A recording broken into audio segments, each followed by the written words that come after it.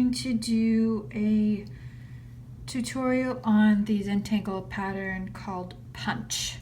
And you will see, well, I'll show you the step out.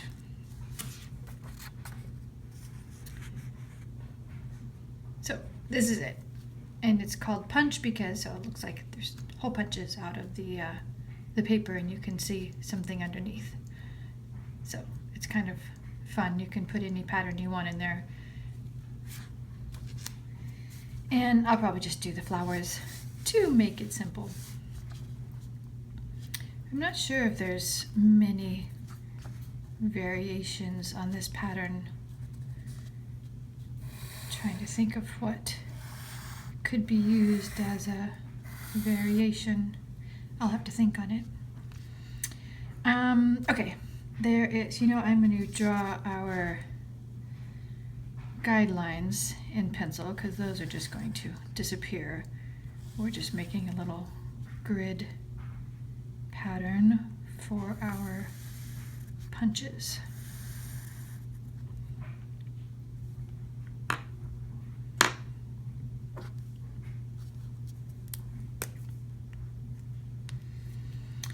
And so the first thing we need to do is draw our little punch circles, and we want to make them kind of big. One, so that there's just not a ton of black space when we're done. It's a lot of filling in and it's not as interesting as what's going on underneath.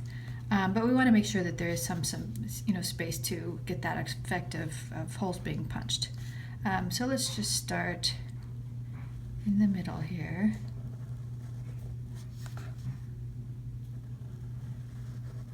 And we made the grid lines just so we can make the holes pretty even. You could also make them random all over. That would look cool too.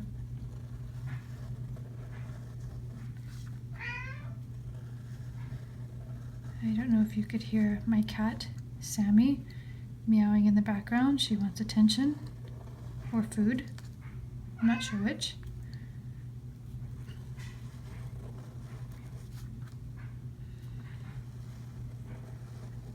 All right, now that we have our punch holes, that one was a little off, wasn't it? I should have cut that off. Oh, that is not a big deal. No mistakes, right? Okay, so what we're going to do next is, now that we have our holes punched, we can see kind of through. So we'll draw our designs to be, partly in the circle and partly out. And that will give the effect of, like something underneath of these holes when we color it all in. So let's just do some flowers. We'll start with the flower here. And maybe just one here that's going to show a little bit in both of these holes.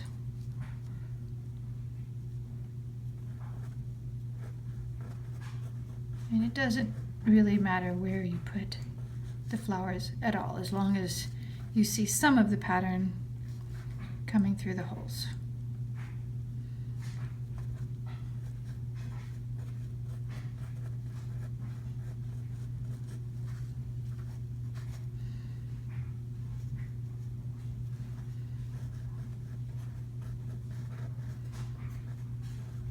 And it kind of looks good if you have a portion of it going outside of the hole.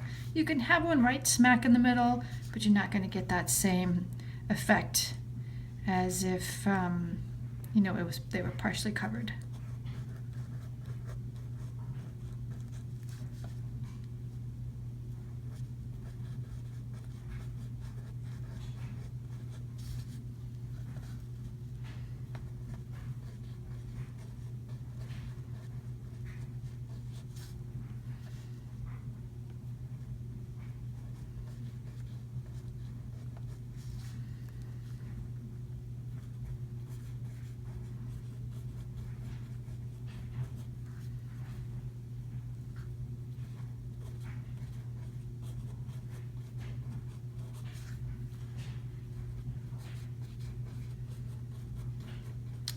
Let's see, just trying to fill the space evenly. Have some flowers hitting a little bit in all the holes.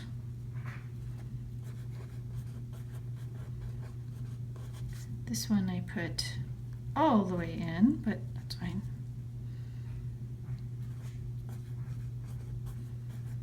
Again, no rules. We're just kind of zenning it.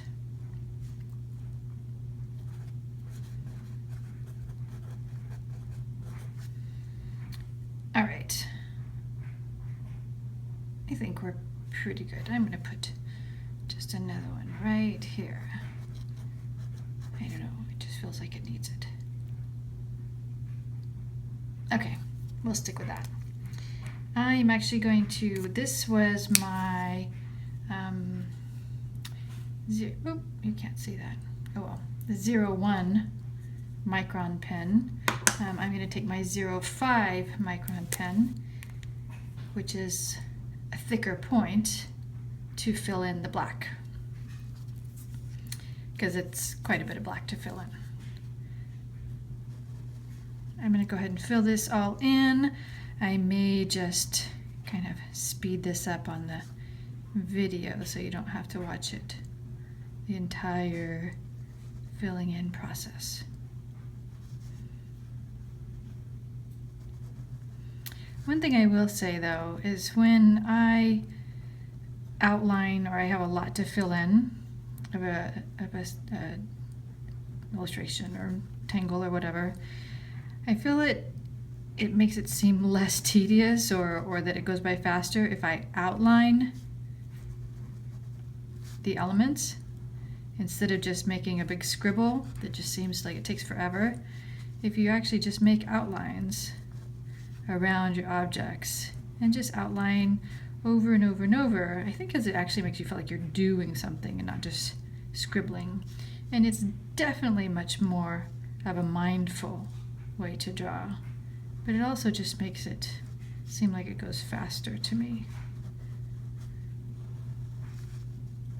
Because with each outline you make, there's less space to be filled.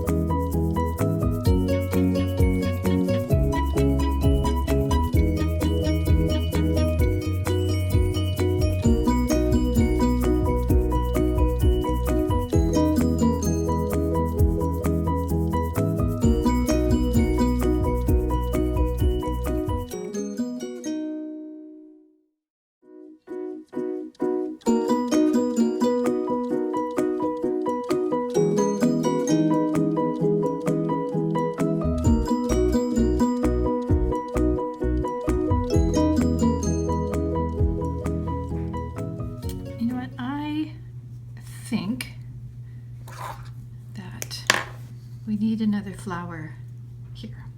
There's just two little tiny spots there, and it actually looks more out of place than not.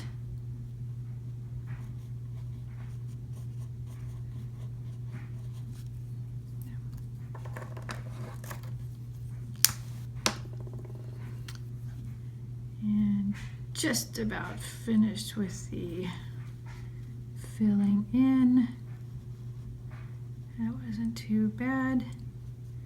What happens a lot too when you're filling in big spaces, you get really tense because you're focusing and you're trying to be careful, and so all your muscles kind of tense up. So you want to just kind of try to consciously relax your shoulders and your fingers and your arm muscles and stretch your neck a little bit as you're going. There, basically done. You can already see the effect of the two layers, but what really makes it come to life is when you put in the shadows. And when you put in the shadows, you want to kind of shadow it around the edges so you get that effect of, something underneath the other. But, we can also think about which direction the light's coming. So if the light's coming from this direction down, we're going to have a heavier shadow on this side because that's being covered up more by the top layer, and the light shining underneath inside of this portion a little bit. So that'll have less shading. We'll just do a little line here.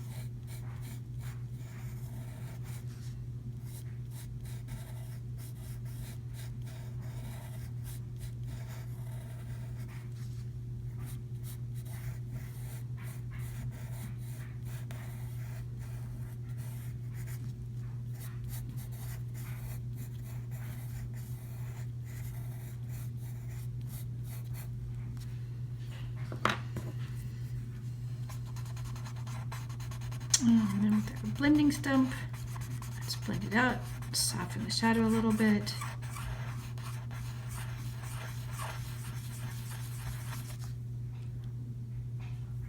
Look at that.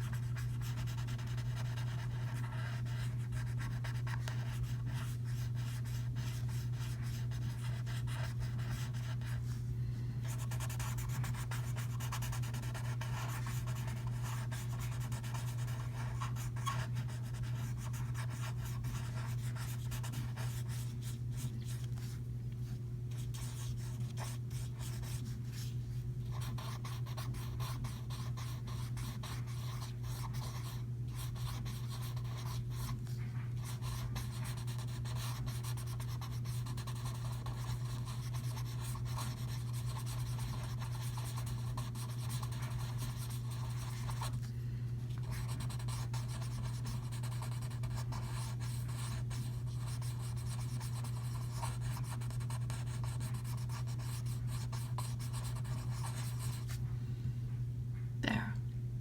Is that pretty cool or what? It totally looks like a layer on top with holes in it, and you're seeing the layer underneath. I'm going to shade these just a little bit more out just to kind of make the difference in levels even more so. Very, very cool. I love this one. I am going to stop now, and I'm going to try to think of a variation that we could do on this pattern, and do another video on that soon. All right, thanks a lot. Bye-bye.